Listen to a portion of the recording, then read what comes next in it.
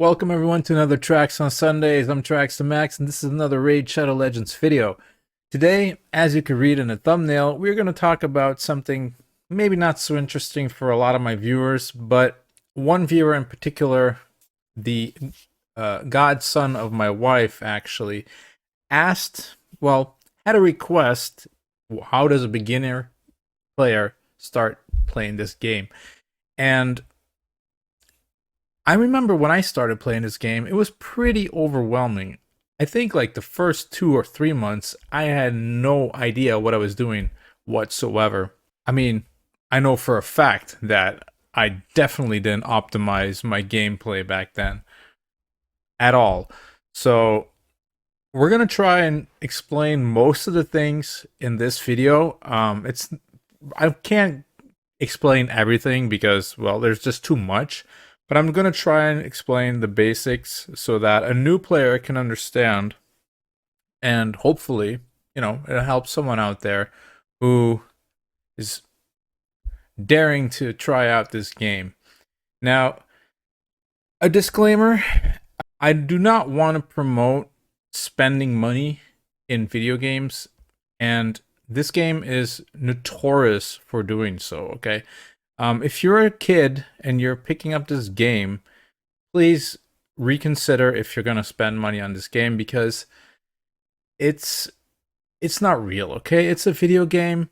It doesn't matter if someone else has like a cool champion and you don't, or whatever. That's how you have to run into this game.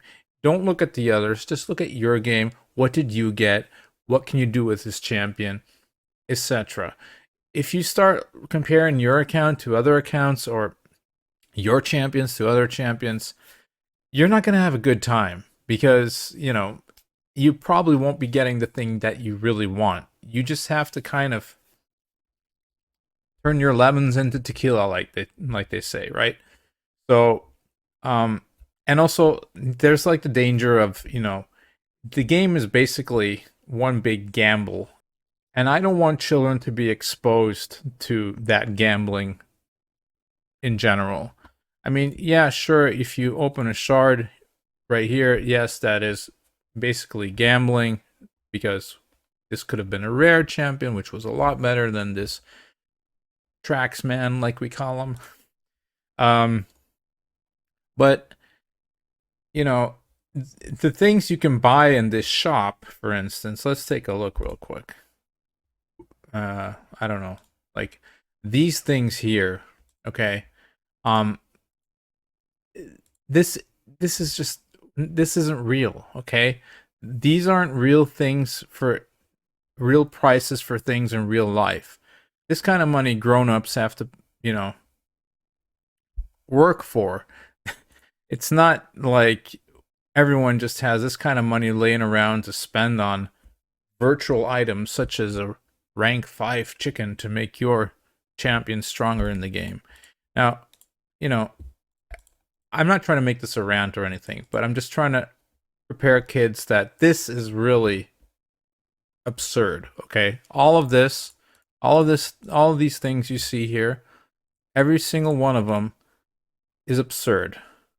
Don't buy into this, especially these things are just ridiculous. 120 euros. Like this, I would say for the average person, this is basically a day of working, okay? I mean, or let's say the Western world, like that's an average of a day of work, perhaps, something like that. A normal person can't really buy this consistently. So again, for the kids out there, you can play this game free to play and have a blast with it, okay? You don't need all these things. It's there so that the company makes money. There's people out there that buy these things. They have disposable income and they can throw money at it, and they feel better about it somehow. I don't know how, but they do. And, like you just saw, the game's going to throw pop-ups at you constantly. Just ignore it. Do your free-to-play thing, Be a kid. Spend your money on cool stuff, not in a game like this.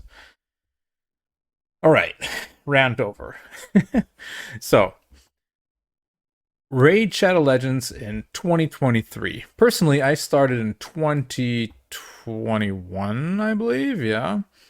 And the game looked a little different than it does right now. Not like crazy amount. There wasn't Hydra, for instance. There wasn't Live Arena, and I believe there were only 2 Doom Tower rotations. So that's kind of, and like 1 or 2 factions less. I'm not sure, but generally it kind. Oh, and no hard dungeons, of course.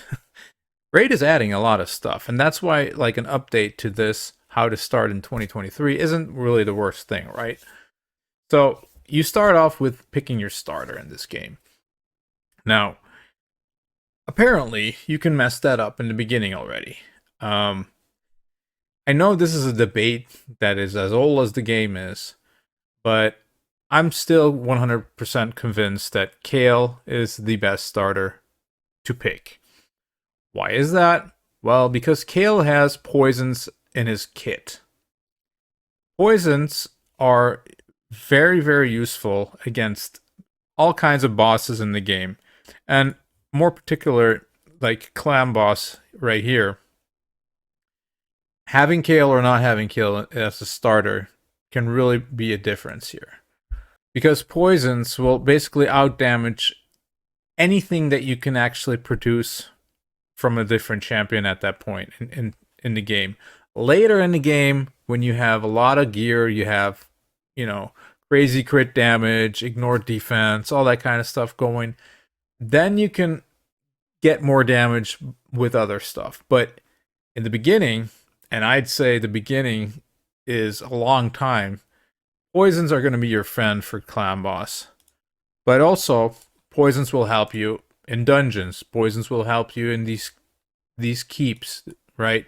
The potion keeps, Minotaur's Labyrinth, Ice Golem, Spider not so much, Dragon, yes sir, and even Fire Knight doesn't really like poisons that much. Although you kind of need some specific things for Fire Knight, and well, you do for these two, but like Dragon's Lair, Kale, very good. Ice Golem, very good. And all these, Kale is amazing. Now, does that mean you can't use the other starters? No, you can use them, but in my opinion, they're just way less efficient than Kale is with his poisons. Disclaimer, in the late game, Alhaine does get used more often than the other starters because she's actually good for some Doom Tower secret rooms. They usually put her into a stun set by then, and because she has multiple AoEs, she gets multiple chances at stun set, but that's something for, later. Way, way later. If you're starting the game, you shouldn't be worried about that yet. So, starter, my opinion, pick Kale. If you started and you did not pick Kale, what you want to be doing is you want to see if you can pick up, where is he? This uncommon. So once you unlock the marketplace, or you just get this guy by chance from green shards, which are pretty available if you're farming campaign. And he also has like 2 poisons on his A2. The cool thing about him is you can actually book him with copies of himself. That's how it works in this game. Champions can be booked. So this skill right here can be booked down to 3-turn cooldown by just sacrificing basically copies of Outlaw Monk himself. And you only need 5 copies.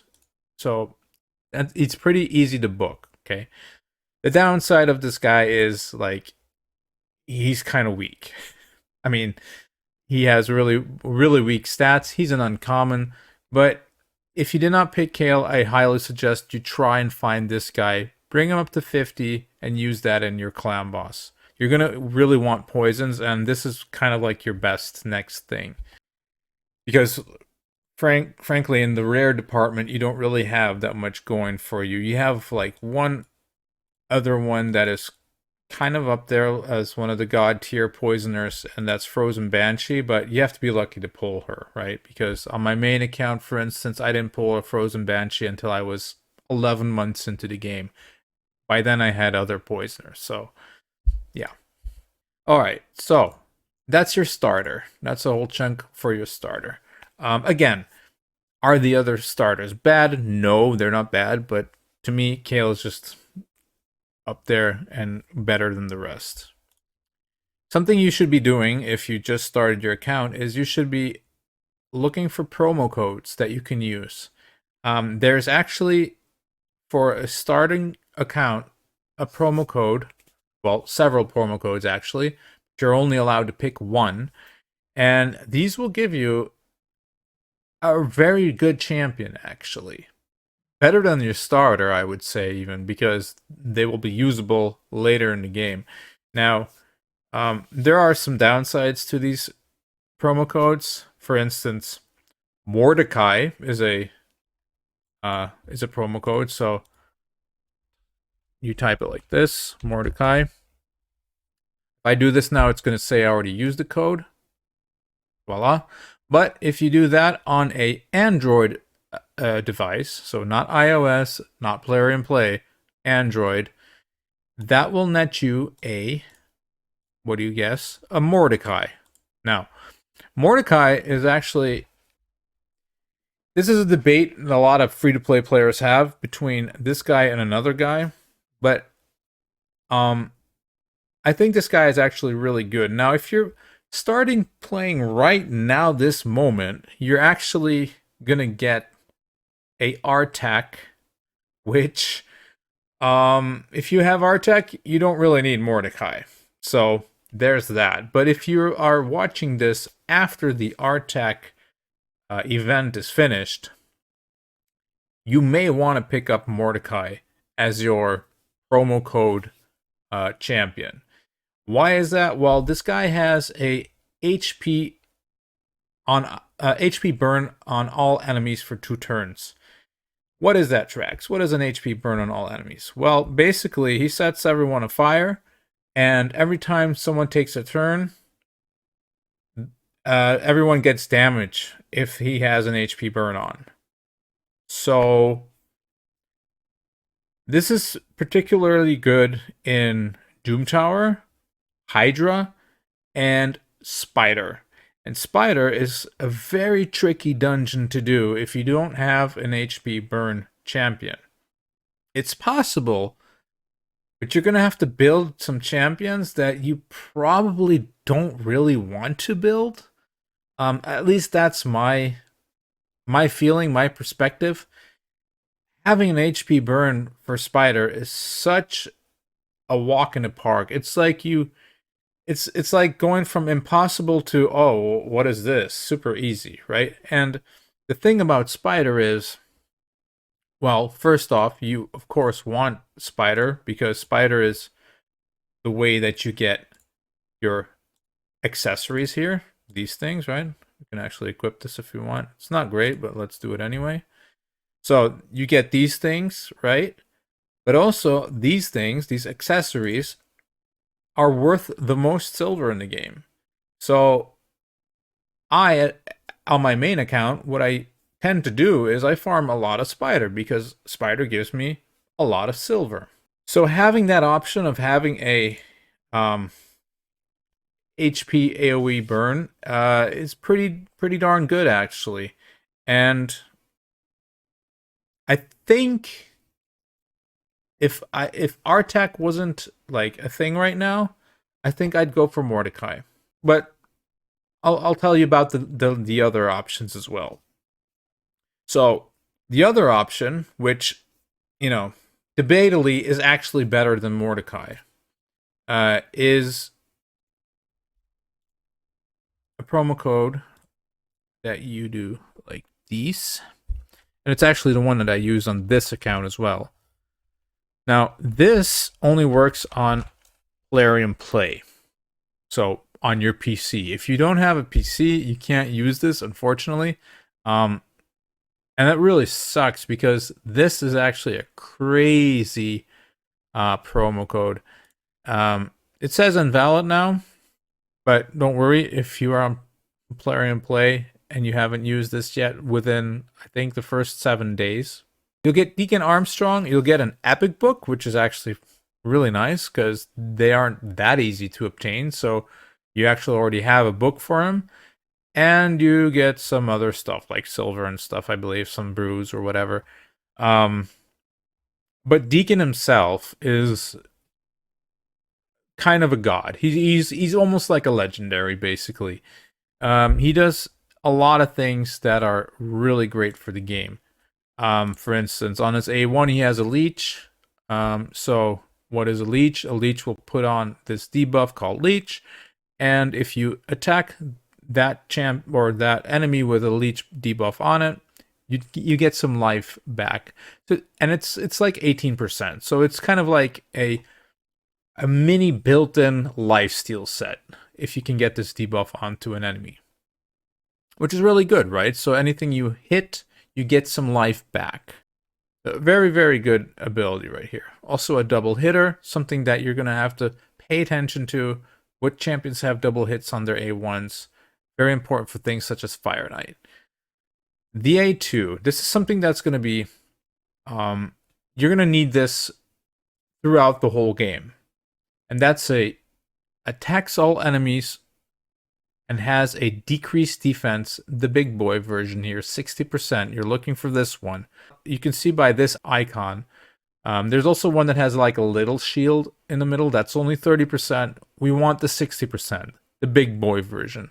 This, like, without this, going into something like Dragon Stage 20, for instance, is going to take you up to 12, like 10, 12 minutes per run. Having this is going to half that. It's going to be 4 or 5 minute runs. So having this or not having this is a huge difference to your team. Just remember that this is pretty important, okay? We're going to come back to this, but this is basically the real reason why you would want a Deacon on your account.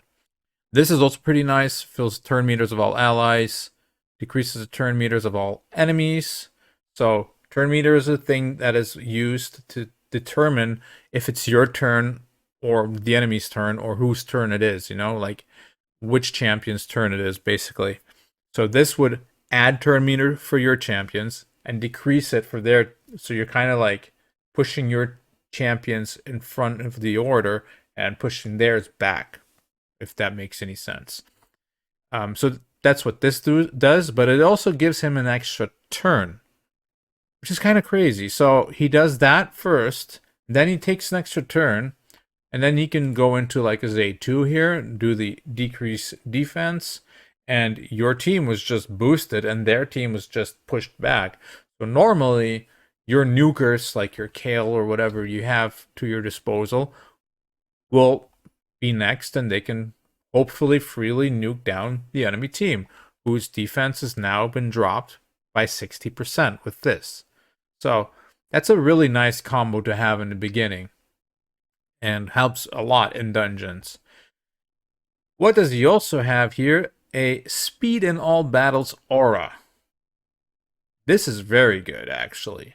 This makes it so that, if you're Kale, for instance, here, let's take a look. What does he have? He has 103 speed. So add 19% to the 103, and that's the speed that he's gonna get extra. So I don't know how much that is. It's probably something like, I don't know, 20 speed extra, something like that. That's decent, right? It means your champions will go faster. They'll go through their skills way quicker. So, do their AoE, do something else, come back to the AoE. You want your champions to be going multiple turns for each time that the enemy goes, basically. And he really helps with that. He, together with this speed in all battles, this turn meter fill thing, kind of crazy. He's a machine, really. And I mean, he's good in arena. He's good in Doom Tower. Good in dungeons. He's basically good everywhere. And that's just a fact. You can't really go wrong with a Deacon Armstrong. You can use this guy literally everywhere in the game. The turn meter, the decreased defense, the leech, and speed in all battles for all your champions. There's not a lot of champions out there that just have, this is like a 3-in-1 kind of champion. He does so many things that, he's just extremely, extremely good and considered like a legendary among the epics, basically. So, in my opinion, it's either you go superpowers or you go Mordecai. Those are like the two options. But those aren't the only ones that you can take. You also have, this is kind of like one that I don't know if a lot of people know about. I'm not sure how or why, but Power Starter is another one. Of course, it's going to say you've already used, but as you can see, it works because otherwise you don't get that message.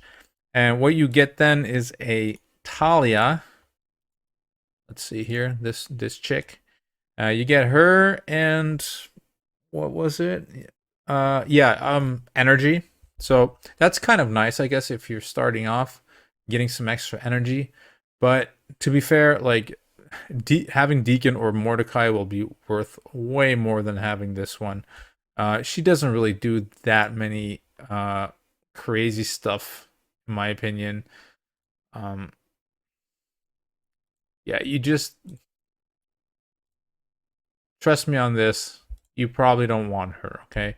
But if you really like, for some reason you're not on Android and you're not on Plarium Play, which means you're on iOS, which means you have an iPhone, you know, this is an option for you. Power Starter works and you can get some extra energy, get your account going a little faster that way. And she's not terrible. She hits pretty hard. Like you can use her as your campaign farmer or whatnot instead of your starter. The thing is though, you have like, see these books, right? There's like 5 here, there's 9, 12 epic books. But you really don't want to be spending those books on this champion, in my opinion. But I mean, it is an option, so I'm throwing it out there for you guys. And then the other one is, let me see, promo codes on like this lady Kun. Kun. I don't know how you pronounce it. So we get the message again. So you know it works that way. And this will get you Lady Quillen or Killen or however you pronounce it. Where is she? I thought she was a Sacred Order, but I guess she's a Banner Lord then. Yeah, there she is. All right. Now she's a Force Affinity, which is kind of nice. You will enjoy having like some Force, some Spirit, and some Magic Affinity to do different things in the game. So if you would have to choose between Talia and Lady Quillen, I would definitely pick her and not Talia, but that's my opinion. And this gal actually has something pretty unique that I've actually seen endgame players use to speed farm dungeons. Not kidding. It's this move right here, okay? So attacks all enemies, places a 30% increased crit damage buff on all allies for 2 turns, and also places a 50% increased attack buff, on all allies for 2 turns if this attack is critical. So basically, you make sure that she always crits, give her 100% crit rate down here, and she will give your team 30% crit damage and 50% attack up. That's a unique buff in the game, I believe. I believe she's the only one that actually does the attack up plus the crit damage. It's not for a long time or anything, but that's also not really what it's supposed to do. It's just supposed to make someone else hit very hard and nuke the wave with this ability. So yeah, it is a unique ability. So I would, if you can't get Mordecai, you can't get Deacon using Mordecai or superpowers, I'd personally go for this one. Now, to come back to the debate between Mordecai and Deacon, on my free to play, for instance, I was actually kind of stuck at a point where I needed to start building champions that I didn't really want to for Spider because I didn't have an HP AoE burn. Now, Artec came along and kind of changed that whole thing, flipped that upside down, which was a godsend for me because, I really didn't want to build some of the other champions. I'm not going to go too deep into that, but just realize that you are going to have to build some champions that you probably aren't really going to use after you get an HP AoE burner after that. Okay, so you're going to have to build some champions that are going to be used for a little while until you get that HP AoE burn, and then they're just going to be put in your vault probably because you won't have any use for them anymore. While once you get the Mordecai, you build them, you're going to use them probably the rest of the span of your account. Now, Deacon's the same way. You're going to use him the rest of the span of your account as well. But the effect that he has, you can obtain quite easily. So the main reason why you want a Deacon is for the 60% defense down. But you can actually just farm that in this stage right here. So this account isn't really progressed yet, but the Deadlands, stage 9 of campaign, there's a champion, you can just farm it, and she will do the same thing. Exact same thing. AoE, defense down, 100% on the 3-turn cooldown. She's War Maiden. Most players who've played the game for a long time know about War Maiden. You can just farm this gal in that stage. You can farm copies of her to get to book her, so you don't need to use any books on her, which is also fantastic. And that's basically your option if you don't go the Deacon route. And again, if Artac wasn't around, I think I would actually do that. I would actually go War Maiden and come on, motorcycle, get out of here. I would actually go War Maiden and Mordecai, because it is kind of a pain in the butt if you don't have an HP AoE burn for Spider. So when you come into the game as a new player, I remember myself, there's so much here, right? You see this forge that's going to open at level 30. Altar of Souls, back in the day when I started, that didn't exist. Level 18, you have this market. You have this gem mine over here. Tavern is already open for me, but that opens at I don't know, level 10 or something like that. You have a whole bunch of stuff here. You have red dots all over the place. What is going on? What do I have to do? Challenges, quests, missions. Now you have this Call of the Arbiter thing here. You have a tab here with all kinds of stuff going on. You have a shop with all kinds of stuff going on. Now you also have this stuff here. Gems, energy, silver. What am I supposed to do? It's overwhelming, right? It's really hard in the beginning, and I remember this very well, that because it was so overwhelming, I barely did anything. I logged into the game, I did some stuff, and I logged out, but I probably missed the first 5 days of my mission of my daily quests, just because I didn't really understand what daily quests were. So that's the first thing. When you log into your account as a new player, you want to be doing the daily quests. Try to get all of them done. Normally, they shouldn't be too hard. Make 4 artifact upgraded attempts. I already did that, apparently. Fight in Classic Arena. So when we go look over here, these are the teams that they want me to fight. And it says fight in Arena. It doesn't say win, it just says fight. So even if you would press battle and then press cross and go out and just give the win to the other player, it doesn't matter. You can do that. It counts as one battle anyway. So you can do that literally in 10 seconds, So do that. Get these quests done every day, these daily quests, and you will get nice XP, gems, and you will be counting up for this weekly quest thing, right? So if you do 6 days, you get a blue shard, an ancient shard, which it's normally a rare, but it can contain an epic and it can contain a legendary champion. So it's something you really want to be doing. Also, after 30 days, you get a void shard and a sacred shard. So do your dailies, make sure you get them all done, and then you'll be saving up for ancient shards and even sacred shards and void shards, which is really, really good. And of course, you're just picking up some stuff along the way, right? Like the silver is like, doesn't really matter. The XP is actually kind of nice in the beginning because you want to be trying to get to level 60 as quick as possible. Why is that? Why level 60? Well, because your energy cap here caps at 130, and that's exactly at level 60.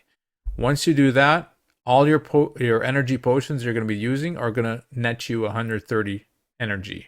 Right now, if I use an energy potion, it's only going to net me 66, which is half, right? So I should wait as long as possible to be popping these 4-day potions here. These can wait until I'm level 60 probably, if I even play that long. But yeah, wait with these potions until you can't wait any longer, basically. And just try to get as many levels as you can. Along the way, you're also going to have this progression rewards. As you can see here, level 5 is an XP boost. Here's a book, gems, skill tome, more gems, more books, books and gem, sacred shard at 60 also, which is also pretty nice. And you don't have to really worry about all this yet, but it's there for the future, right? But getting to 60 is kind of important. First to 35. Why 35? Well, that's where your advanced quests unlock, like you can see right there. So I can't show you that here. I could show you on a different account, but basically this opens another tab, kind of like this one, but like it says advanced, so they're a little harder. What could be in there? Well, for instance, you have faction wars in there, so they want you to do some faction wars. They might want you to do tag team arena. Maybe they want you to beat a team that has a higher power than you in tag team arena, that kind of stuff. But just nets you some extra rewards.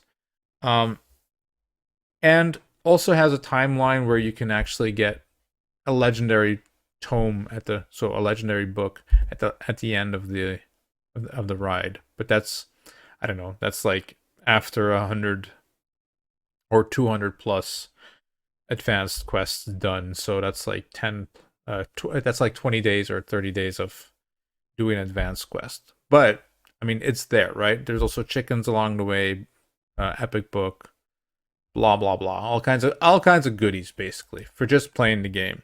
So if you're like, you come into the game, you don't really know what you're supposed to be doing, your daily quests is probably your number one priority in the beginning. Make sure that you're doing this every day. Well, every day that you're playing, at least, if you're not playing every day. But I would suggest to at least log in every day. Most of these things are pretty easy to do in like 15 minutes if you get the hang of it. Once you know what you have to do, it's not so hard, right? Like use 50 energy, you can do that in campaign real quick. Here we want to level someone up, sure. Here we give them a brew, boom, quest done. There, thank you. Win 7, or here purchase. Oh, we don't have a market yet. That's next level. So they want me to do something I can't yet, but almost, I guess. Win 7 campaign battles. That's one of the things. The other thing is, if you saw it or you didn't see it, there's missions and there's also challenges. Now, the missions will lead up to getting an Arbiter, which is a Void legendary champion, and a pretty good one at that.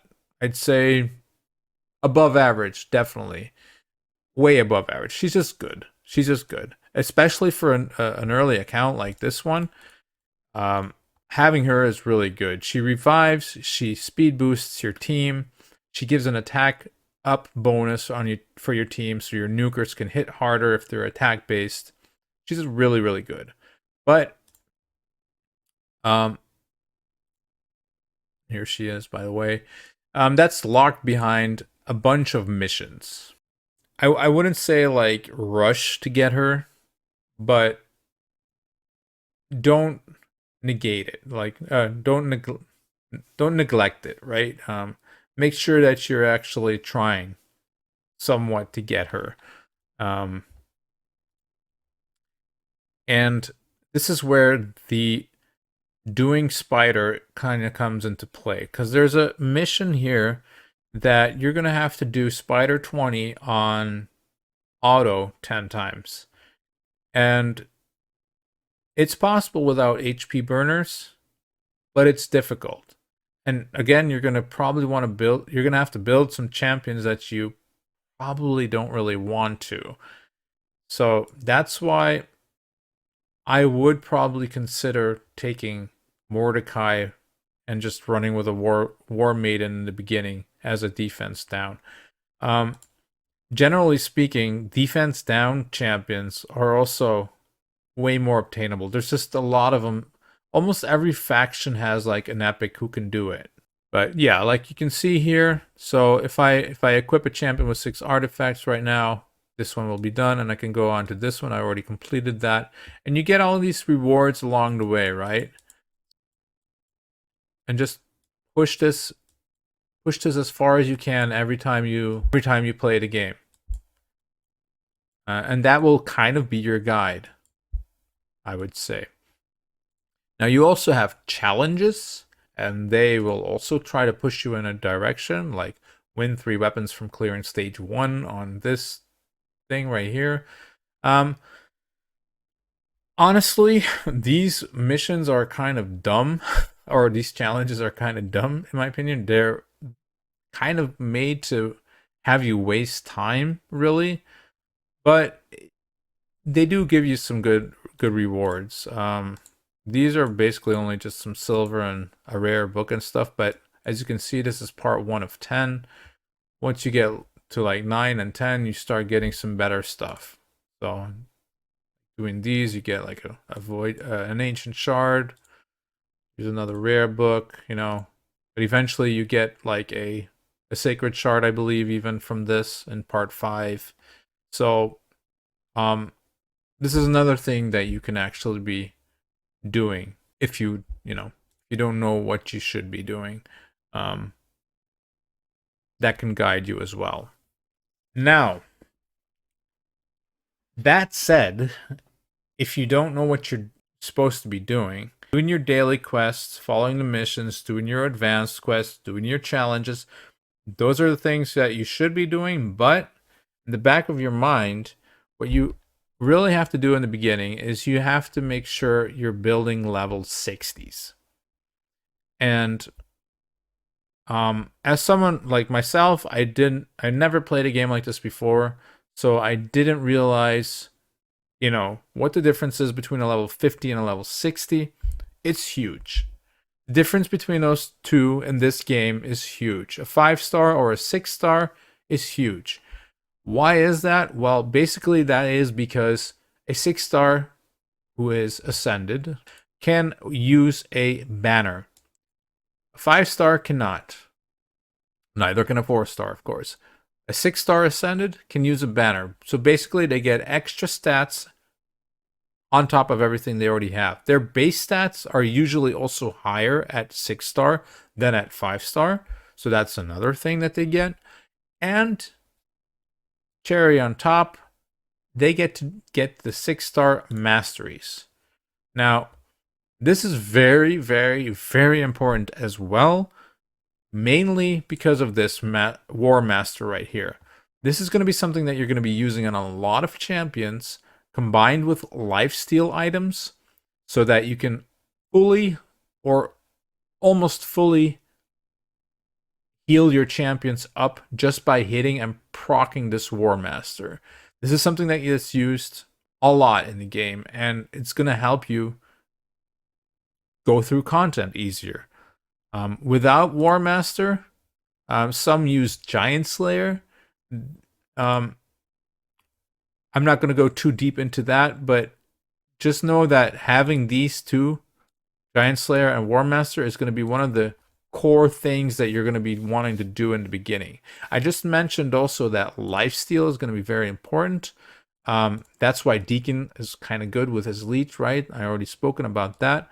But you will be getting lifesteal items from, I think I actually got a new one today, by the way. Let me see. Yes, here we go with crit rate. Nice. Let's go. You're going to want a set of lifesteal, so that means 4 pieces, and that will help your champion stay alive way longer. Especially things like clan boss. Early game clan boss is basically throw all your champions into lifesteal, and they'll do a lot more damage because they're going to be staying alive a lot longer, right? Just because of the lifesteal. Lifesteal plus War Master is one of the strongest combinations of things you can be doing in the early game, really.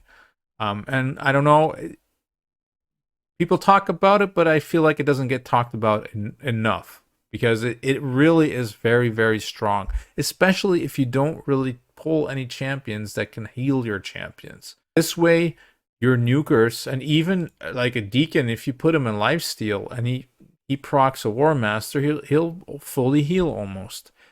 And that's the cool part about it. It's not relying on how hard that these champions hit. It's relying on the fact that War Master does a percentage of the bosses or the target's HP damage. So that's why it's very strong. So that's why even like a Deacon or something, or any of these champions, if they have War Master and a lifesteal set on, they can almost fully heal just because of that. And that's a very strong combo that you should be trying to work on a lot of your champions. Now, in the beginning, you're going to want to start off by getting your Kale or whatever starter that you chose to level 60. And you want to get the War Master on him. Now, this is another debate that is as old as the game is. How do we do this? Well, you can do this the old-fashioned way, and you can say, well, we're going to go here into the Minotaur, and we're going to farm these scrolls and get them that way. Now, personally, I don't really like to do that, at least not for the first one, and also not really for the second one. So I'm just going to tell you how I do it. There's other content creators who have different opinions on this, and they will tell you different things. Take whatever advice that you like. This is my advice. This is how I do it on almost every account that I start. Sometimes I'll switch it up a bit just to do something different, but in general, I feel this is the way that it has been the most amusing for myself, and I can follow it. I can follow it, and I kind of know what I'm doing, and it just feels right. So what I do is I will always buy the first masteries with gems. So I will save up for 800 gems, and I will buy my starter or whoever my campaign farmer is. I will buy their masteries. This will set up your campaign farmer to be very efficient in farming food for the rest of your champions. Food is another word for sacrifice for your other champions, because something I haven't mentioned yet is most of these champions that you're getting, they're going to be sacrificed into the ones that you're keeping. So like this is going to be food, this is going to be food, this is going to be food, all these are going to be food for me. The only 3 that I'm going to keep of these champions are these ones right here. All the rest are going to be food. It's a kind of a cruel game, really. You're sacrificing everyone for the greater good. But that's just how the game works. So that's how I will build up my starter as quick as possible, make it 60 as quick as possible, try to get those 800 gems as quick as possible, and get this guy his masteries and his War Master. From that point, after that, what I like to do is unlock my mine and then get it to level 3, which will cost 1500 gems in total because it's unlock. Then you go to level 2, then you go to level 3. And going to level 2 and level 3 also costs 500 gems, so 1500 gems in total. But once you got that going, it means you're getting 15 gems a day. Which, that doesn't sound very much if you're paying 1500 for it, but if you're serious about playing the game longer than 3 months and you're playing this every day, or as good as every day, but let's say you log in every day, that means that after 100 days, you're generating gems, basically. The gems you get after that are free. They're free gems. Why is that a thing? Why should you care about that? Well, several reasons. First off, one of the worst reasons in the game, which a lot of new players will fall for, really, is you can buy shards with that. Now, it costs 900 shards, so if you're only getting 15 a day from that thing, it's going to take you a while to be able to buy. And this 11 shards. So these are only 11 shards for 900. I'm going to tell you right now, these shards are very horrible value. Okay? It's not really something that you would want to do normally. That said, I've done it before.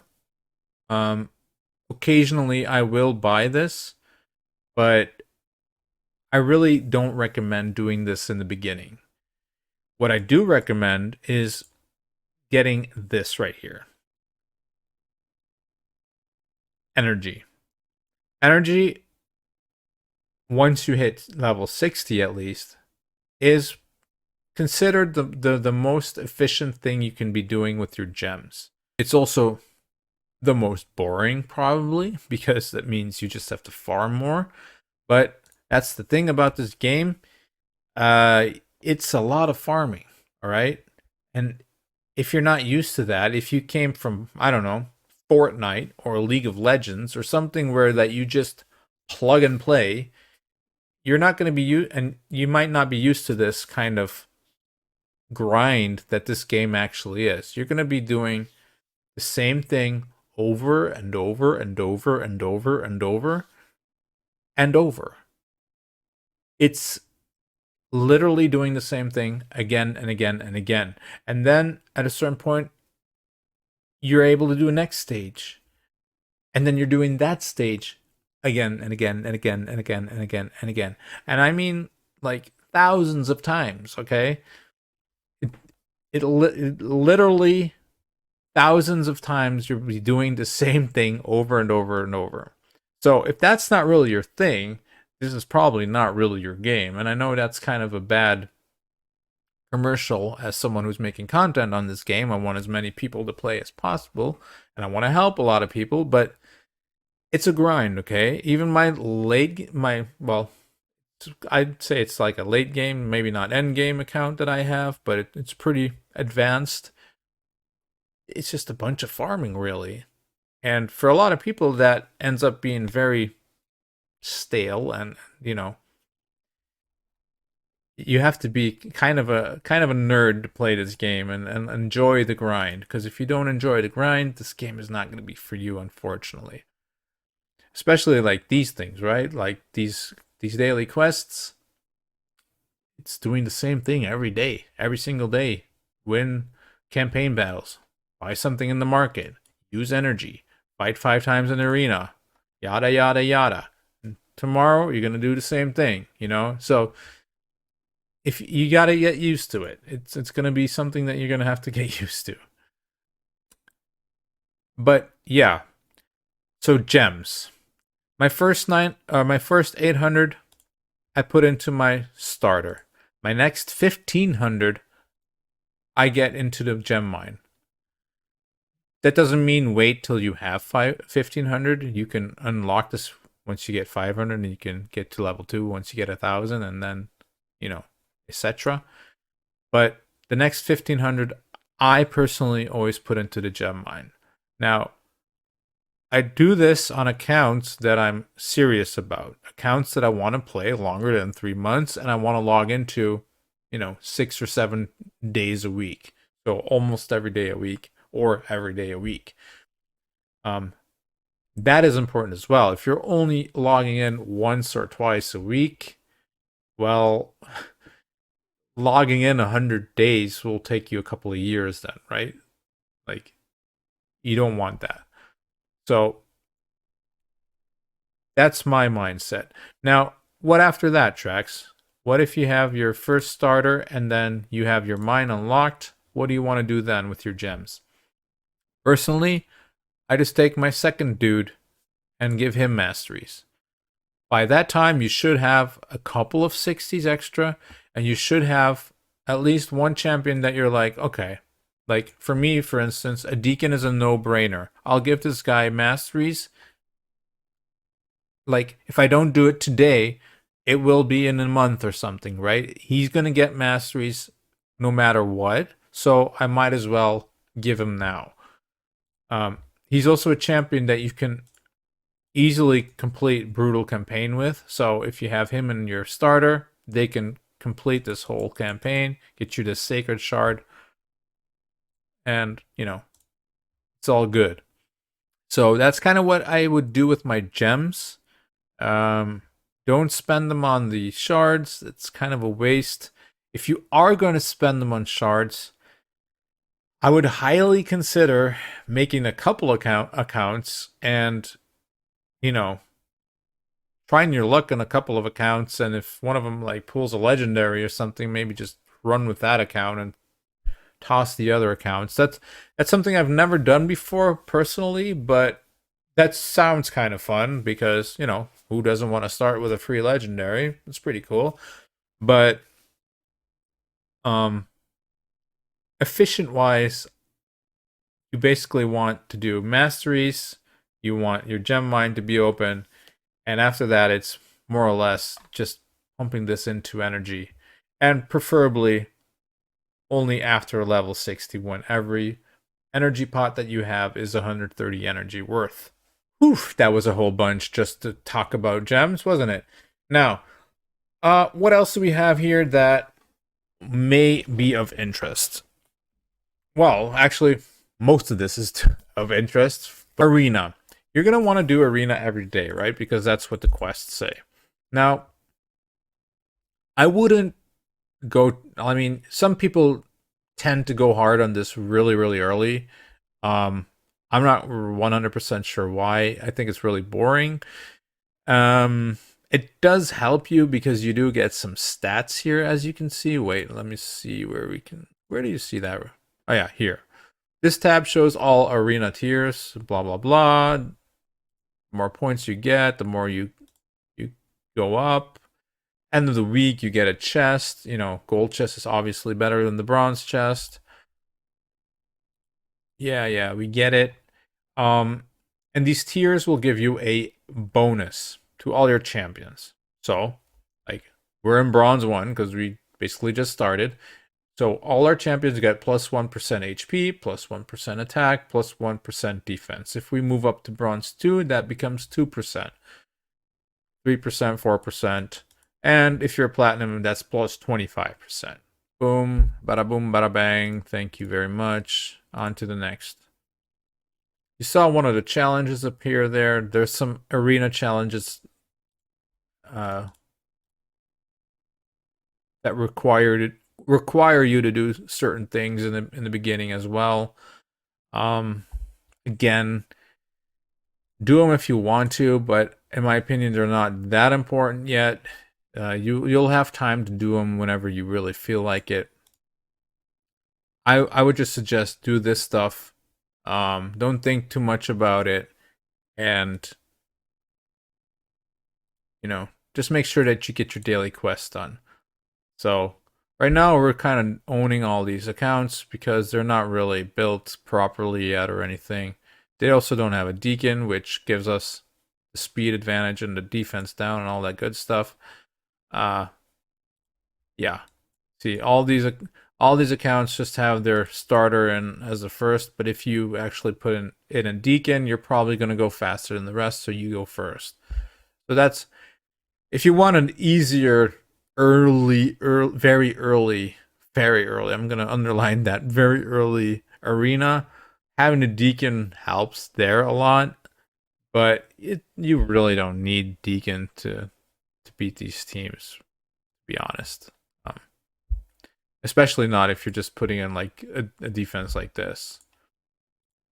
Anyway, so we got this done. So that gives us this right here. But just make sure that you do this every single day, and yeah, you'll be 60 way quicker than that way. Claim all this stuff. There's another one here that I'm just gonna hold off for now. I might farm a little bit on this. This is actually an account I built for a referral for my son. He has an account, and he's been kind of whining, "Daddy, when are you gonna do this for me?"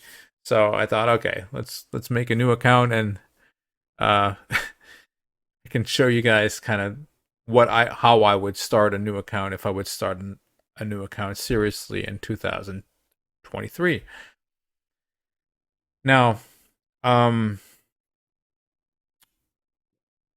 going back to Arena real quick, when would I personally start working on, pushing this? Well, if your missions are starting to, I don't know when there's missions that require you to do stuff, but there will be missions that will ask you to level up these to level 10. Now, what are these? As you can see here, I earned 5 of these bronze, what are they even called? Medals, arena medals. You have bronze ones, you have silver ones, you have gold ones. Now, if you see here, I need 50 of these to get this to level 1, and once it's level 1, I can give all my magic affinity plus 5 accuracy. So you can get your champions extra stats by doing arena, which is nice. That's a nice way to get your stats that you need to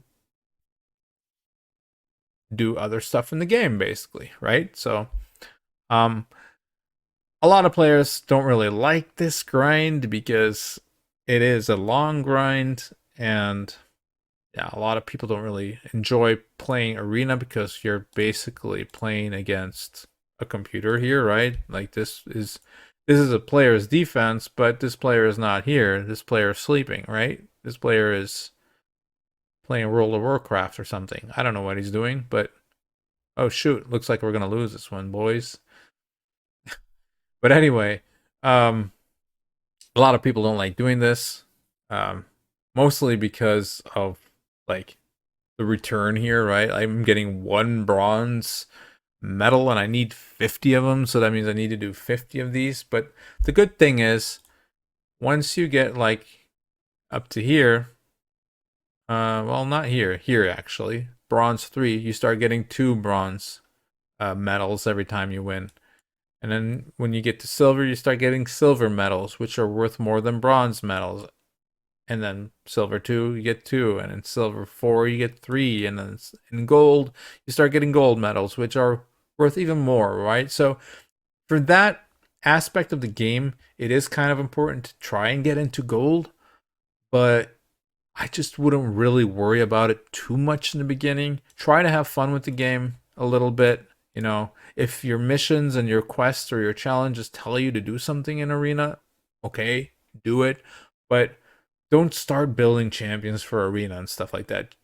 Just use whatever you have. That's basically what I'm trying to say. Don't go out of your way to try to be gold 4 or whatever, because you will run into a wall and it's going to be annoying for you because you're going to think, how is this even possible? I'm fighting all these OP champions and they're all level 60 and ascended, and some of them even have blessings. And what are blessings even? I'm not even level 42 yet. I don't even know what a blessing is yet. Don't worry about it. It'll come, okay? to me, early game arena just is something I do because this quest asks me to. That's it. Okay. Same thing with the challenges. Like there's an arena tab here. Win 20 bronze medals. Sure, I'll do that. I'll try to reach bronze 3 and all that. But if I don't do it today, I'll do it tomorrow, kind of thing, right? Just don't worry too much about that. What you want to be worried about, in my opinion, is trying getting those gems somehow from missions or your daily quests here and stuff like that, right? I don't think you get them here, but yeah, there's some places where you get some gems. Try to get the 800 for your starter, then try to get 1500 for your mine, and then for your second, I guess, starting champion or whatever you want to call them, who's gonna normally try and help you 3-star your brutal campaign. In my case, that's probably going to be Deacon on this account. But in your case, it might be someone else. I don't know. Whoever that second champion is for you.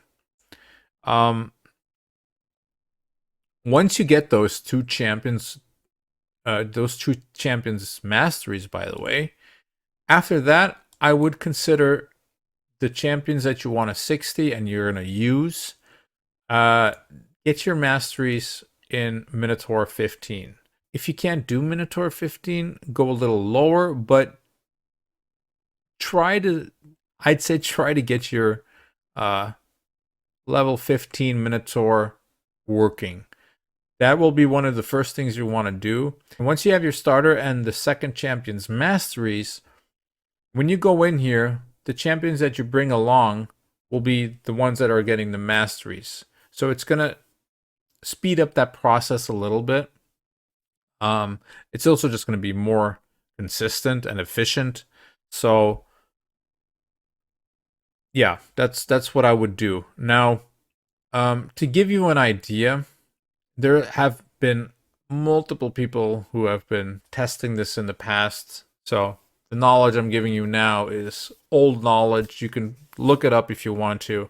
But basically, if you would, for instance, convert your gems into energy like I've suggested to you, once you're level 60, that is, it would take you 640 gems, give or take, to give one champion their masteries instead of the 800. So you would win 160 gems by doing it this way, and you would actually get silver on the way as well.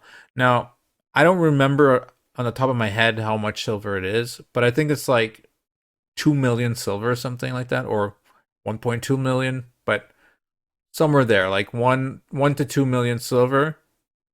So getting that, you're getting XP on those champions while you level them up in the Minotaur, and you're getting their masteries.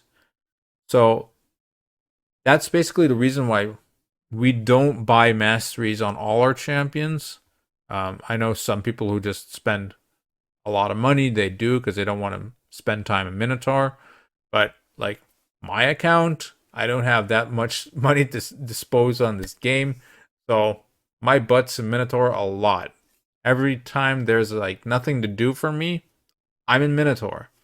So it's going to be something, this is going to be a place you're going to be grinding a lot. All right. So you want your starter to 60, get a mastery with gems, then open your gem mine, get that rolling, then get your second champion masteries with gems. And after that, get your next 60s leveled up here in Minotaur, get silver, get masteries this way. And yeah, that's basically it. That's basically the grind that you're going to be wanting to do. Now, what about all these other things, Trax? Like, what else do we have here? First off, you have all these keeps. These keeps, right now, they're open for 4 days and 37 minutes, as you can see. But these will close, and they will have different days that they open. Void Keep, for instance, is only open on Sunday. And the rest, both have 2 days during the week that they're open. I don't know by heart what they are. I think Magic is like Wednesday and Saturday or something like that, and I think this one's Thursday. I don't know by heart which days. I do know that Void Keep is Sunday, and then you have the Arcane Keep, which is open all the time. Luckily, because every Ascension needs white potions. So what about these things? Should you focus on them? I'd say just focus on them if you have to, really. Don't waste too much time on them. Just if you need them or you need to do it for like a mission or something like that, do it then. But I wouldn't really, just hardcore start farming these potions for no reason at all. Iron Twins unlocks at 42. So oh yeah, it's the same. Yeah, of course that's the same as this, the Altar of Souls. So the Altar of Souls is only relevant once you're 42, and you can get those soul stones in here. But honestly, I wouldn't even bother with this until, I don't know, maybe you're like half a year into the game, or like 4 or 5 months maybe. And even then, there's only like a couple of specific teams and champions that work very well for it. It's pretty hard to do. And by that time, I don't think you're gonna really have the other essential things yet. So I wouldn't pay too much attention to Iron Twins in the beginning, at least. What you really want to be doing is, well, first off, like I said, Spider is pretty important because that's the only place that really gives you accessories. Accessories give you either a lot of silver or boost your champion's stats. And the other thing that you probably want to be is Dragon's Lair. Why Dragon's Lair? Well, Dragon's Lair has a couple of sets that are really made for early game accounts. One of them is the lifesteal that I've talked about. Lifesteal is going to be something that you want on a lot of your champions. In fact, I most of the time build all my champions in lifesteal in the beginning. Even the ones that people put into like triple speed sets and stuff like that, I'll still throw them into lifesteal because just that with War Master, as I said, it's just too strong. It's one of the strongest things that you can be doing in the early game. Lifesteal, I don't know. To me, it's just the strongest set in the beginning, hands down. So this set right here, I'd say is like really good, and you want a lot of it, and that's why Dragon's pretty good. That said, when you get later in the game, speed is going to be very important, and you'll want a lot of this as well. Accuracy, decent set, falls off later when you can get a set called Perception, which is basically an accuracy set but with a speed bonus, so it's better. It's an upgraded version of accuracy. That said, you do want accuracy on your champion, so having this option in the beginning is, again, pretty damn good. Looking at all of these things, the best set that you want, in my opinion, is going to be lifesteal. Like, hands down, that's the thing you really want. There's something that most content creators will tell you, and that is stats over sets. What does that mean, Drax? Well, that means that right here, I'm not really showing that very well because I'm trying to get this lifesteal set going on him, and I use these two on him, for instance. But that's because these are 6-star legendary pieces with good stats on them that I'm going to use anyway. Like, there's no other weapon or helmet on this account yet that is ever going to be better than these two. Ever. Doesn't even matter what I roll on them. None of this is going to be better than this, ever. So that's why he's wearing it. But if I, for instance, didn't have any of this, what would I be looking for then? Well, first, I do want the lifesteal set. because we do want that effect together with the War Master, as I talked about. Oh. But let's say I didn't have these OP stuff that we got from the RTAC event, right? What would I be looking for? Well, we would be looking for accuracy, which she does not have at this point yet. So something to work on for sure.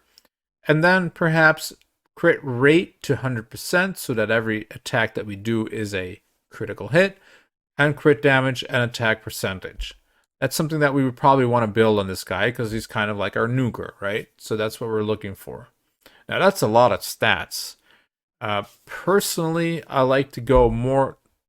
I like to make sure that I have the accuracy for him so that we can actually land this poison, right? And this poison on his A1. But like if you have an Elhain, for instance, you don't even have to worry about accuracy because Elhain doesn't place any debuffs. So you can just go crit rate and crit damage and attack percentage and you'll be dandy. You'll be all fine. That means that you could, for instance, instead of this helmet, let's say I wanted accuracy, right? And I rolled this up and I maybe hit accuracy here. Let's see what it does. I shouldn't really be rolling this up anyway because it's really bad, but I just want to make it an example. Voila, we get the accuracy, for instance. So let's imagine that I didn't have this and I wanted accuracy. Well, we equip this one right here and we get this accuracy bonus, right? And we just look for the stats that we need. It wouldn't have, like, you don't need to have these bonuses. You just need the things that are on here, right? So, for instance, maybe we want this helmet and we might want, like, this weapon or something. Or maybe this one because it has accuracy on it, right? So we combine this with this. We don't get the stat bonus, but we do get the thing that we really want, which is the accuracy, right? So that's what you have to look for. Don't just be like, oh, this matches with this, so I'm going to use this. No. Only do that, I would say, to get like your lifesteal set going. Other than that, look for this for the stats, not for the sets. This bonus means nothing here, really. This means nothing. Having this accuracy means a lot more, right? So like here you can see we want accuracy. There's no accuracy on here. So that's why this would be better because we want that accuracy. So that's just something you have to kind of, it's really hard in the beginning. Trust me. It's even hard for me late game because I'm just trying to be efficient and be like, come on, I should have this. I should have like 2 of the same set. But the reality is, broken sets, as they call it, like if you use this and use that, it's called a broken set. It's perfectly fine. If you just get the stats that you need for your champion, use broken sets. Okay? So that's something that you'll hear all content creators say. Stats over sets. So we went over these dungeons really quick. You also have this thing that opens at level 38. Ignore it. Don't get involved. You will, and this is something really, really horrible added by Plarium in my opinion. You will get an advanced quest that requires you to ascend your items.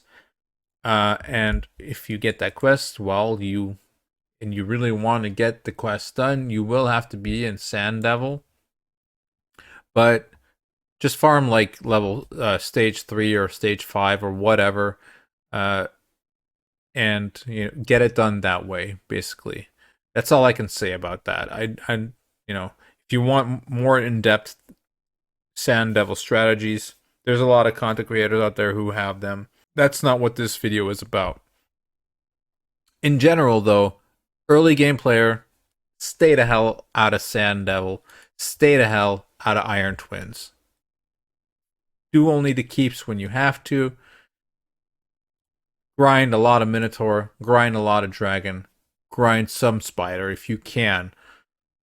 That's going to be a big thing if you can, because without a Mordecai, it's kind of hard. Without an AoE HP burn, it's kind of hard. Okay, just throwing that out there.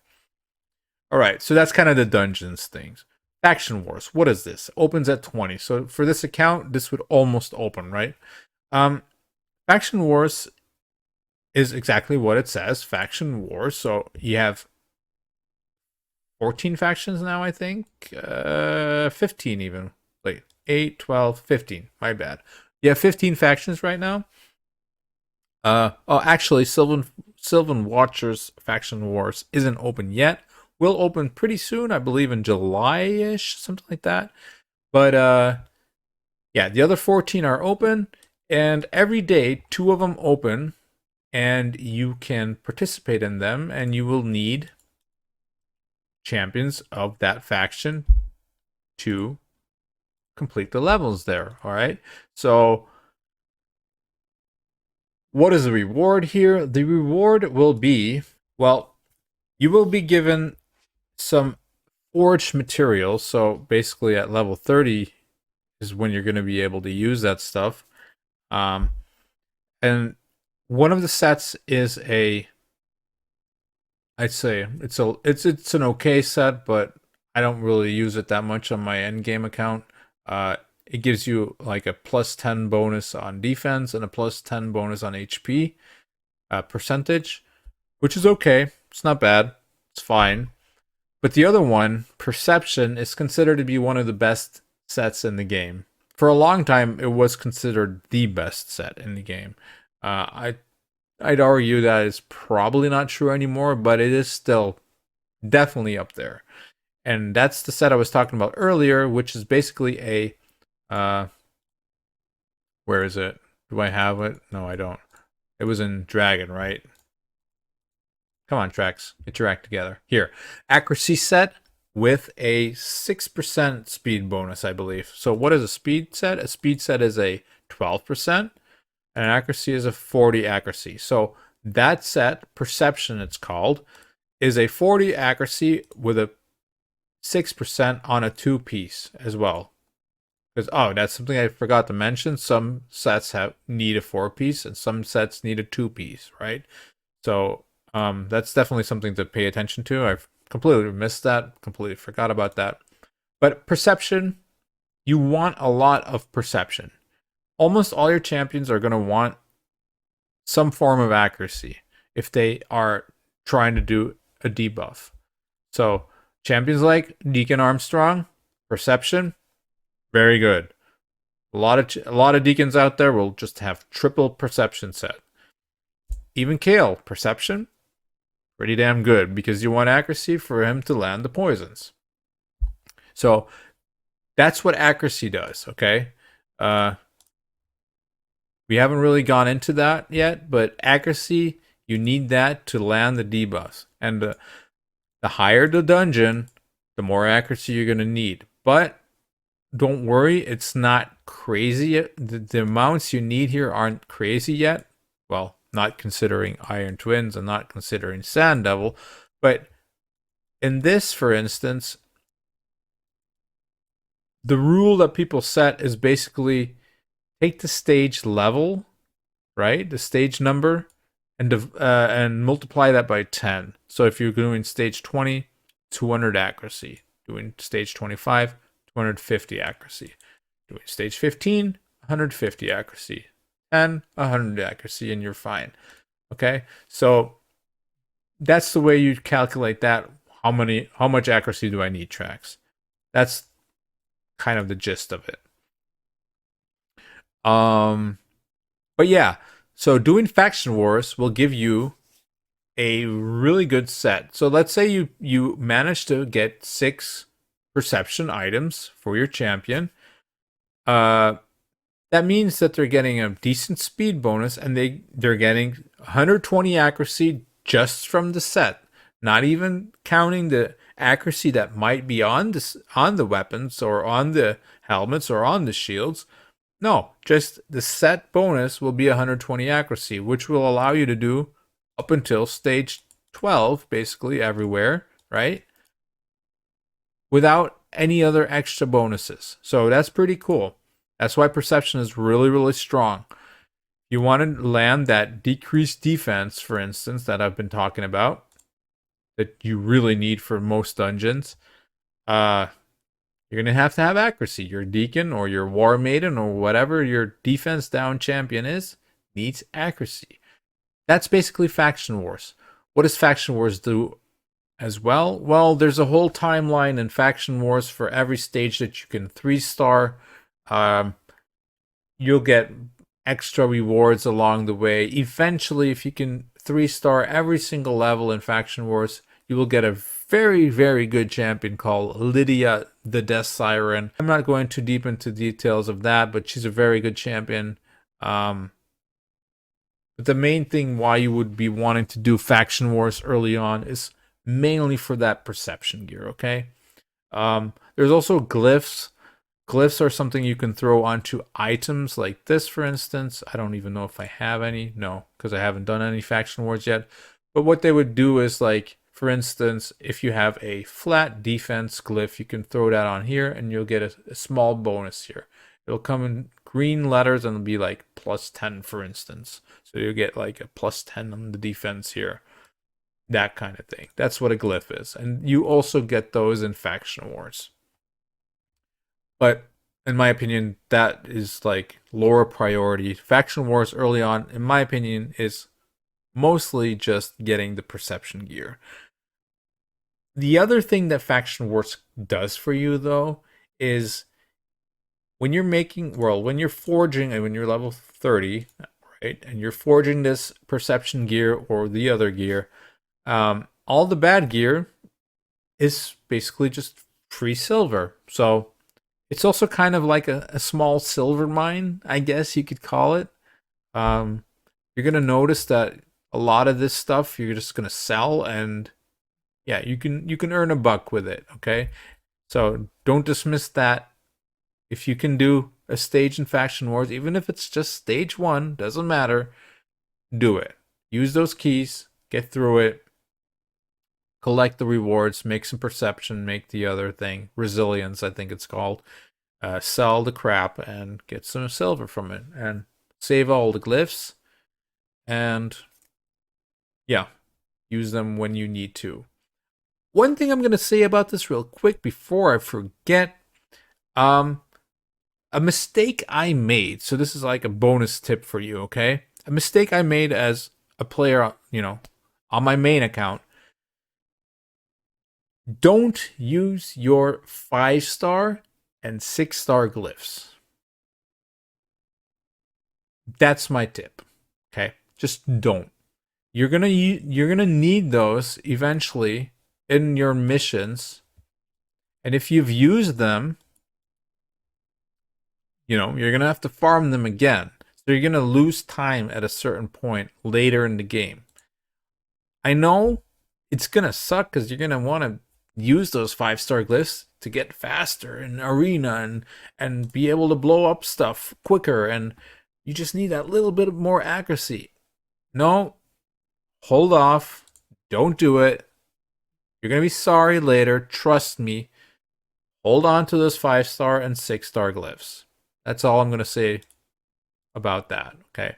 4-star, 3-star, 2-star, whatever. Use those if you want to. Kind of be careful, I guess, with the speed ones, because that's kind of one of the ones that tends to be gone all the time. Like on my main account, I hardly ever have any speed glyphs. But other than that, the rest is kind of like, meh, whatever. Use them if you want to.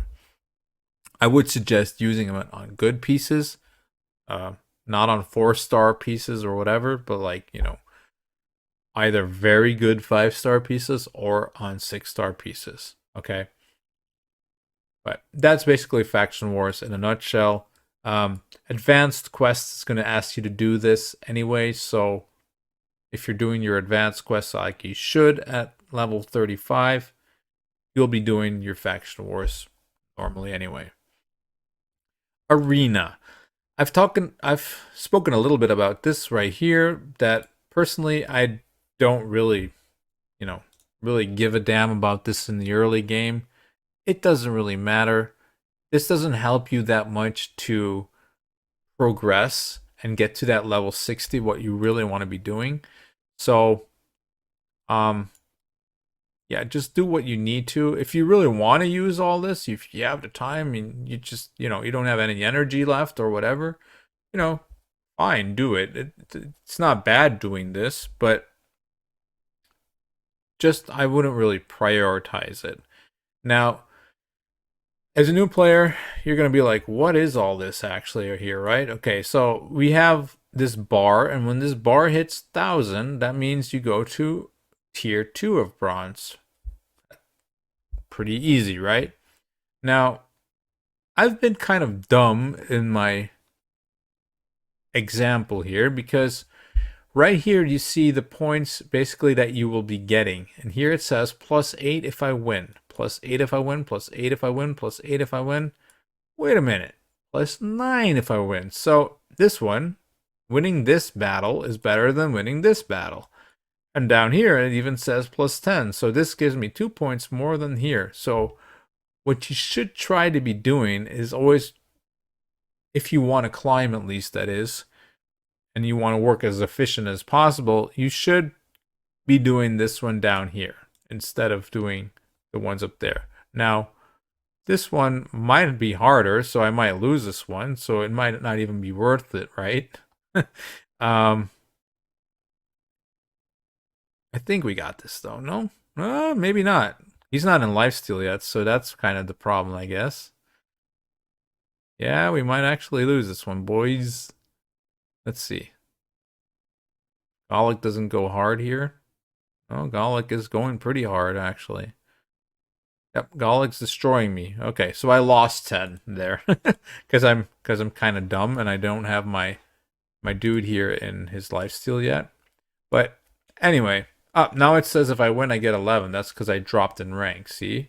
So these are giving me 9 now, which was 8 a second ago. But that's something you can kind of pay attention to if you do want to get some ranks. Like, for instance, the challenge wants us to get to bronze 3. We want to do that efficiently. We'll do the +9s and the +11s, and we won't do the +8s, right? Because you only have a limited amount of arena tokens. This is 1 per hour, if I'm not mistaken. But you also get like extra ones by doing your daily quests and stuff like that, right? Or your advanced quest, actually, my bad. Your advanced quest will give you some more of those, but that's basically classic arena. Live arena opens when you're level 50. If you're like level 50 and you want to get, you don't want those live arena tokens to go to waste, what you can do basically is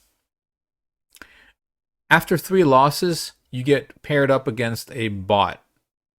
This is for everyone. This is even for the people who are high in live arena. If they lose 3 times in a row, they get paired against a bot.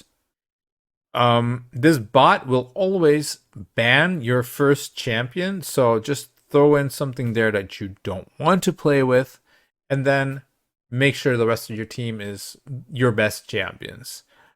So what you can do as a level 50 who does not have a lot of champions yet, normally, unless you spent a lot of money, is you lose 3 on purpose real quick. You just click play, leave the match, play, leave the match, play, leave the match, and then you get your bot account, and you should be able to win against him if you just make sure that your first champion you pick is not one that you actually want to play with. And that will net you some free, what's it called here? Area bonuses. Now, I can't show you this because it unlocks at stage 50 or level 50, but what this basically is it's kind of like this affinity bonus thing, except this will give you area bonus. So, for instance, Potion Keeps is one of the areas. Ice Golem is one of the areas. Spider's Den is one of the areas. Dragon Slayer, Fire Knight, Clam Boss, Hydra. So you will be getting boosts in those particular areas of the game with, the same way that you can get the affinity bonuses, you can get area bonuses. Um, so, getting some bonuses for clan boss is actually pretty sweet. Getting some bonuses for dungeons that are kind of hard for you and you want to push those ones a little quicker. Like maybe you want to push to Dragon 20 because Dragon 20 will start giving you only 5-star and 6-star gear, which is kind of what you want to do. But these area bonuses, they might help you in some particular place where you're having some troubles. So the tactic I just talked about right here, losing 3 in a row on purpose and then just getting an easy bot win, it's a viable tactic. Or you can actually just try to fight and maybe get a win here and there. Maybe you do have some decent champions. If you have a Deacon, that's going to help you out more than a Mordecai will, for instance. But yeah, just don't worry too much about it. Just like Classic Arena, don't worry too much about this. These are basically huge traps for new players. That's the reality. Yes, they can give you some advantages, but most of the time, only people who really know what they're doing get the real advantage out of this. And it's very, very time consuming, even for those players. Like a lot of players will tell you, well, yeah, you should do it because you get the bonuses and all that, right? You get like if you get this gold 5 as quick as possible, you get this plus 22%, and you get more gold bars. Yeah, that's or gold medals. Yeah, that's all correct, but it's not it's not very efficient. It requires you to be at your in on your account almost the whole day, really. So I would say as a new player, don't let that overwhelm you too much. Um, if you have the time and you really want to, by all means, do it. Go for it because you're gonna have to do it eventually anyway. But you know, my opinion, and that's my opinion, it's not as important as some people make it seem. Tag Team Arena is something that opens at level 35 together with your advanced quest, and rah rah rah, of course, you're going to have to do this to complete your advanced quests. Now, Tag Team Arena is, or 3v3 as it's called, is basically just you have 3 arena teams, like classic arena teams, and that's it. So Team A goes against your opponent's Team A. Team B goes against your opponent's Team B. And Team C goes against your opponent's Team C. It's classic arena times 3. That's it. So it kind of sucks, especially as a new player, because that means you need not one team, but 3 teams. Hooray! And at level 35, trust me, unless you've spent again, but even then, I don't even think a level 35 can have anything decent. Exactly that. You're not going to have anything decent. Okay, so again, this is something that you probably just do if your missions require it, and otherwise, whatever, dude. Clan boss, however, now there's something that is worth talking about, in my opinion. If you look at this game in a whole, what is the purpose of the game? Well, the purpose of the game is basically trying to defeat all the dungeons, trying to defeat the Doom Tower. For some players, Arena is the end game. For some players, Arena is just a burden, something that's attached to the game and they don't really give a crap about. Um, but in general, it's a collector game, right? It's collecting champions. That's basically what a gacha game is by heart. There we go. We got a shard here. Let's just pop it. This is not the best thing to do, but get a little dopamine going here. All right, a rare, whatever. But it's a collector game, right? You collect champions. Now, the best way to get shards in this game, and shards that happen to be the way you collect most of the champions in the game, comes from Clan Boss. And more so comes from Ultra Nightmare Clan Boss. You see the clan this account is in only has Brutal unlocked. So this is ultimately your goal. Getting to Ultra Nightmare. Now this isn't easy, okay? Especially a new player. If you're able to get Brutal done as a new player, I would applaud you. I'd say that is already very good, okay? Nightmare, Ultra Nightmare, they're pretty hard as a new player. But at the end of the day, this is actually your main goal. This is what I tell every single player. All the rest doesn't matter. Doesn't matter if you're bronze 1 in arena, silver 1 in tag team. Doesn't matter what champions you have. Doesn't matter if you are far in faction wars. All that does not matter. This matters. Ultra Nightmare. Ultra Nightmare matters because you have a 81%, if I'm not mistaken, percent chance of getting a shard, an ancient, or a void, or a sacred shard. So a blue one, a purple one, or a gold one. 81%. That's not 100%, but it's a high percentage. This place is the place you get the most shards in the game. This is the place that you really, really want to be. And for myself, like every player out there will tell you the same thing. Their account flipped over 180 degrees the moment they were able to do Ultra Nightmare. That is the biggest tipping point in the entire game, is once you are able to do Ultra Nightmare. So the faster you do that, the faster you will progress. If that's what you're looking for. If you're just trying to chill, yeah, I mean, do whatever you want.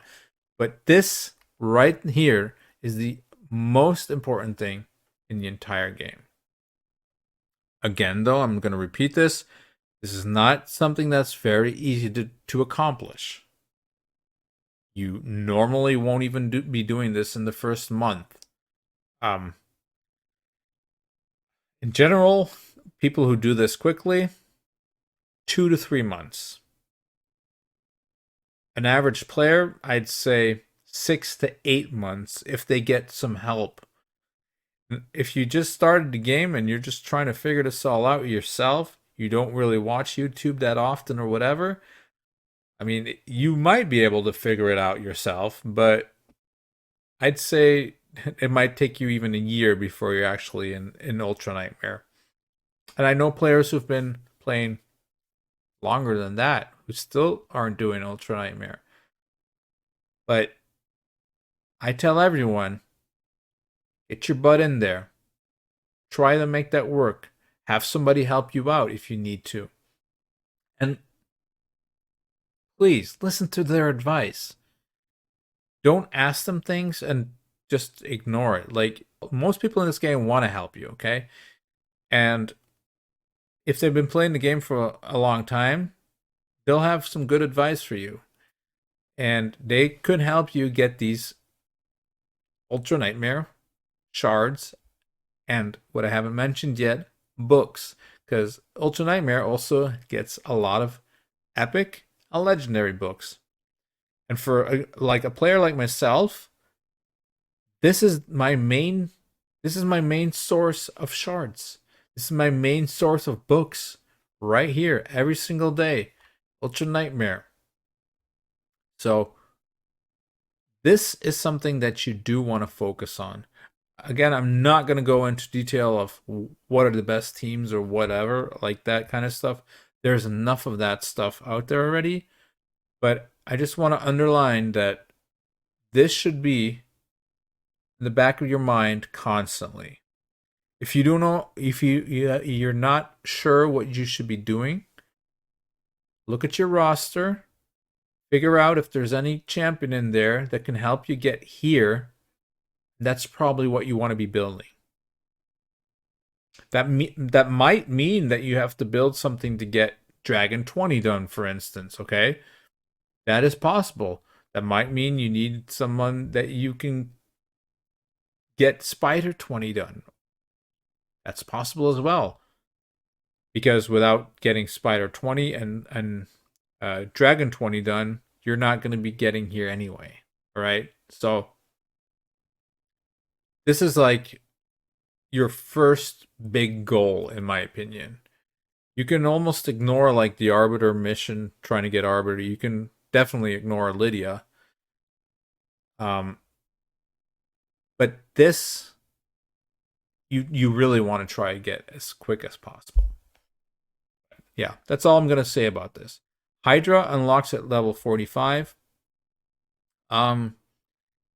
If you are able to get the lowest chest on it, try to get that. But again, this is something that I would consider kind of like Iron Twins and kind of like Sand Devils in that don't break your head over it, okay?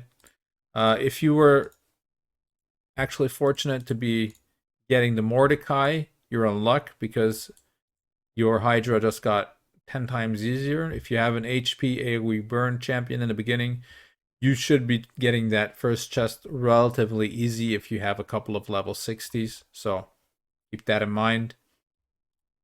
But other than that, I'm not going to be talking too much about that. And then Doom Tower.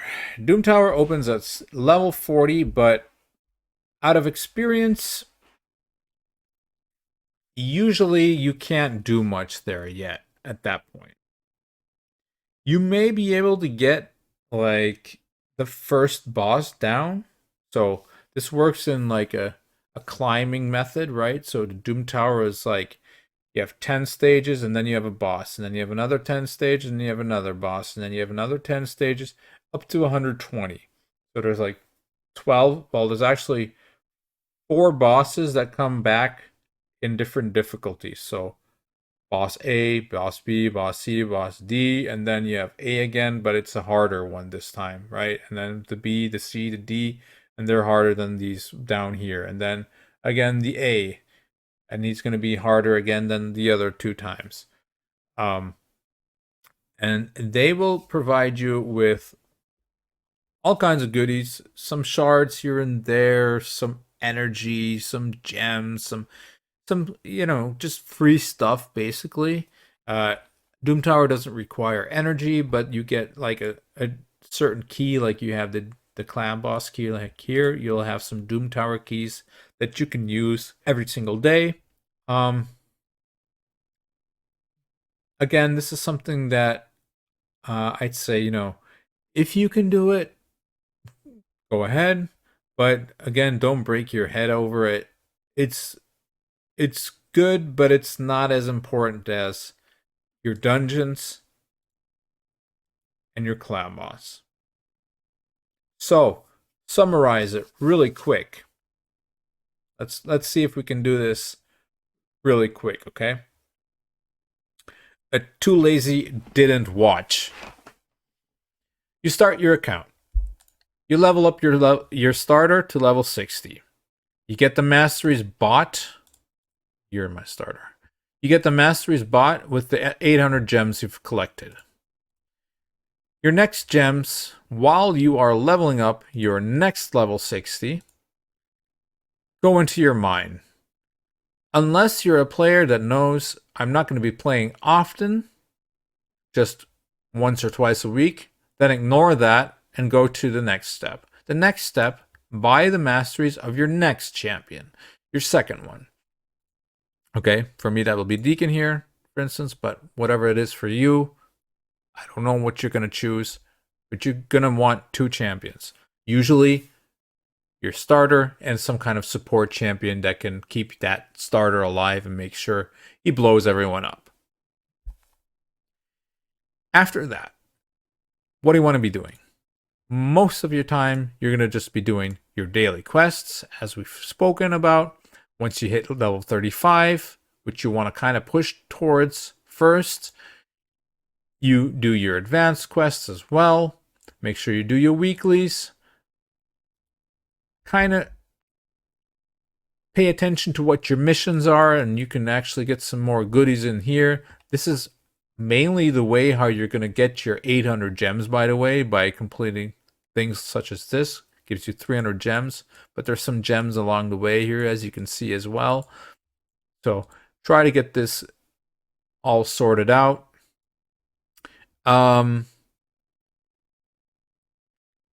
And mainly level up your champions to 60 and get their masteries and farm Dragon Slayer. Basically, that is basically it. Now, something really quick I haven't talked about: campaign. I don't know why I skipped this, because this is actually one of the most important places of the game in the early game tracks. You want to be trying to get the 3 stars everywhere here. That's that's pretty logical, because that will give you these goodies. Oh, come on, man. Don't get out of there. That will be getting you these goodies. So like a void shard here, a sacred shard here, sacred shard here. Nightmare campaign, I'd say you can stay away from until you have a couple of level 60s that are geared pretty decently. And even then, I might just consider not even bothering with it yet. There are some nice stuff here, okay? So like after you finish this, I believe there's like 5 ancient shard or something that you get, and there's some good gear that you can get here too, like speed gear and stuff like that. But honestly, I would just kind of stick with doing brutal. That's my opinion, okay? If you want to go further, you go further. It's your game. You do whatever you want. I would personally just stick to brutal. But something to take into account: if you're a new player, you might have noticed this, or if you haven't noticed it at all, that's possible. But Karok Castle, right? This stage right here gives drastically less XP than Brimstone Path does. Drastic amount of less XP, okay? So what that means is, if you want to level up your champions, you want to be doing it in stage 12 and not in stage 1. We go further. Hard gives a lot more XP than normal does. And brutal is considered to be the place where you want to farm once you're able to. Okay? And I kind of missed that in the beginning, because I kind of went over campaign for some reason, but I shouldn't have, really. So once your starter is level 60, what you want to be doing is you want to be doing Brimstone Path Stage 3. Why Stage 3? Well, Stage 3 gives you shields, and shields, selling them out of all the items you can put on your champion, give the most silver. That's basically it. Stage 6 will give you the most XP, but it's only relatively more than Stage 3. So the general rule here is do 12-3, okay? Now, there are some exceptions. What are the exceptions in my book? What I like to do is I like to go to stage 8. Why 8? Well, because, you see that lifesteal thing here, right? That's the same lifesteal thing I've been talking about earlier. Now, if you go to stage 5 or 6 in this one, you can actually farm lifesteal chest plates and lifesteal boots. This is something pretty nice, because it's not always easy to get a chest plate with the right stats that you want on them, or boots with speed on them, which is something you're always going to want in the early game. So if you want, for instance, lifesteal speed boots, you just go to 8-6 here, and you can pick up some 5-star speed boots if you're lucky, of course. Relatively easy that way. It might still take you 500 energy or whatever, but you should eventually be getting those boots. While in Dragon, you have so many different stuff, right? Because that has like the destroy in it, it has speed in it, it has accuracy in it. What else is in there? Anything else from here? No, not from here. But there's other set, like stalwart, whatnot. But to complete your set, it's pretty nice to be able to pick that up here. Another thing I would like to point out is the step from a level 50 to a level 60 in the early game is kind of big. But not only big in terms of it's a huge improvement, but it's also kind of hard to do.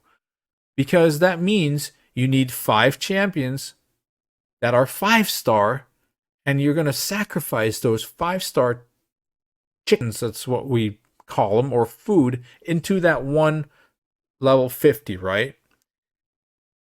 But that's a lot of grinding. That's a lot of work, especially in the early game. Now, once you're level 60, doing 12-3, if you did the method that I said and you saved your gems for the masteries, you got them in lifesteal gear, they have War Master, you should be doing 12-3 pretty easily. But what do you do before that? Because before that, it's kind of hard. You're going to notice you can't really brute force everything that easily. Like Halls, for instance, has a red affinity boss at the end of it. He's pretty hard to deal with, to be fair. So a little tip here from me.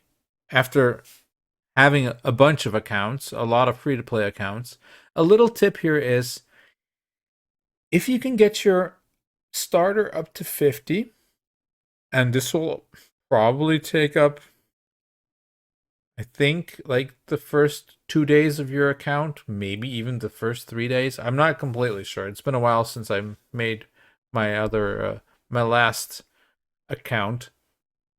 But it's gonna be, it's gonna be there one of those first days. It's gonna take a while before your starter is level 50. What you can do at that point when you want to farm those next, those 5 stars that you're gonna have to feed into that dude or dudette.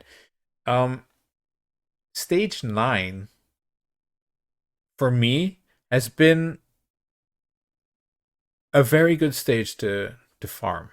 Stage 9, stage 9-3 actually. Now, I don't even know if I'm there yet. No, I'm not there yet on normal either.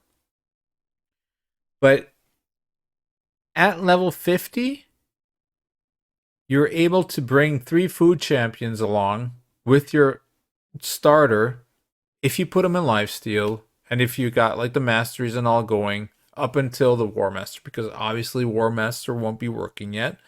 But, if you have a decently built out starter at 50 with the lifesteal gear, blah, blah, blah, you can pretty relatively easy do stage 9-3, so you're getting the shields. But what you're also doing there is you also have the chance of farming your War Maiden. So this can be a place where you can kind of like, hang, time out, and do until you get your thing up to 60, your starter up to 60, or whatever campaign farmer you have. Maybe you chose one of the epics that you got, like the Talia or the Lady Killen or whatever, whatever your campaign farmer is. You can hang here for a while at 50, okay? It's fine. You're going to get like, I want to say 7,700 XP if you have an XP banner going, and here it's going to be something like 8,800 or something. So there's a difference. Like I said, all these levels have a difference, but it's relatively good here still, and you're able to do it at level 50 consistently. So you'll be consistently farming. you're getting shields, which give you the most silver, and you have a chance of dropping War Maiden, which is a phenomenal champion, especially if you chose Mordecai or one of the other promo codes. You're going to want War Maiden anyway, because she's going to be your defense down. Okay? So that's my tip. Level 50, 9-3 Brutal. Level 60, 12-3 Brutal. Okay? And if you happen to need either speed boots with speed set, you might need at a certain point. Farming them on stage 6-6 is pretty good. And farming lifesteal gear you can do in here if you need it. Maybe you just need a weapon. Maybe you have all the rest and you just need a weapon. Farm it here. Get a 5-star weapon right here. Uncommon is possible. You can even farm like the boss and hope to get the rare. But you always know every item you're going to get here is going to be a lifesteal item that you can fulfill your set with. So I have an early... one of my earliest videos is about that. So go check that out if you want some more details about that. I don't want to do that all over again. But yeah, that's kind of my campaign explanation. Well, I think I covered everything. I'm not completely sure. There's a lot there, man. There's a lot there. Yeah, basically it's farm campaign, get your 60s going, get the Brutal as quick as you can, because Brutal is where the 5-star gear drops and the XP is pretty damn good. So yeah, make sure you get in there, farm your 60s, get as many 60s going as possible. But it's going to be a grind, okay? Like even your starter is probably like the hardest one because you don't have any yet. So then everything you have kind of has to go into that guy, which, it will take you a while. But after that, once you have a couple of 60s going, then you're going to start getting some dungeons running. And once you get your dungeons running, you get some better gear. You're going to get some better gear. And then, it's basically like a snowball effect. Okay. So, right. There's some more stuff I could do or tell you to do or not do, but that would take another hour probably. And I mean, this video is going to be super long already. So yeah, I want to thank you guys who paid attention for this long. I hope this helped somebody out who just started a game and was like, what do I do here? Like, what is all this? If you're that guy or girl, give me a thumbs up if you want. It'll help the channel, and subscribe if you haven't yet, I'd say. And, I'll see you guys next week. Peace.